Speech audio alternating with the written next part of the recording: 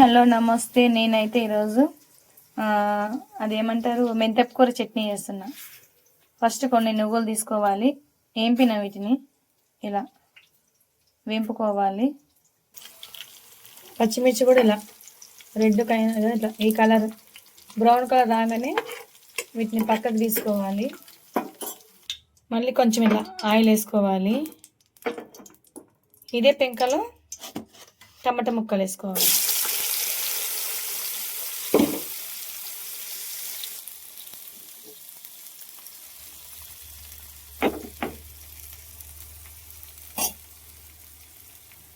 ఇవి కూడా ఇలా మగ్గనివ్వాలి బాగా ఆయిల్లో.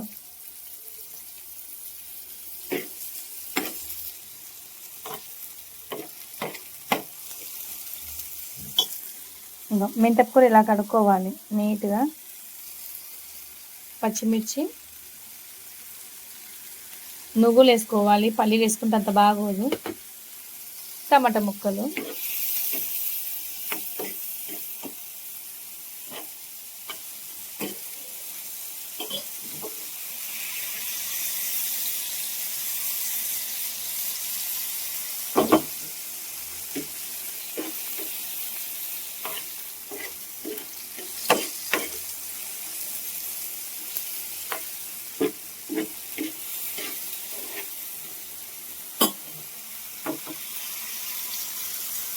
ఆయిల్ ఎటేటో పోతుంది, ఎటేటో రమ్మంటే ఎటేటో పోతుంది.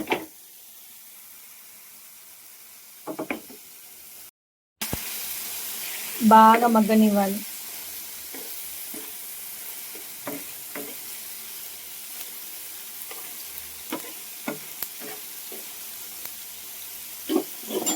పచ్చిమిర్చి ఆయిల్లో వేంపాలి, టమాటోలు ఆయిల్లో వేంపాలి, నువ్వులు ఒకటి సపరేట్గా వేంపాలి. ఇలా మామూలుగా బ్రౌన్ కలర్ రాగానే ఆపేసేయాలి స్టవ్. మెంతపు ఇలా కడుక్కొని పెట్టుకోవాలి. దగ్గరికి అవ్వాలి, ఆయిల్ కనిపించాలి.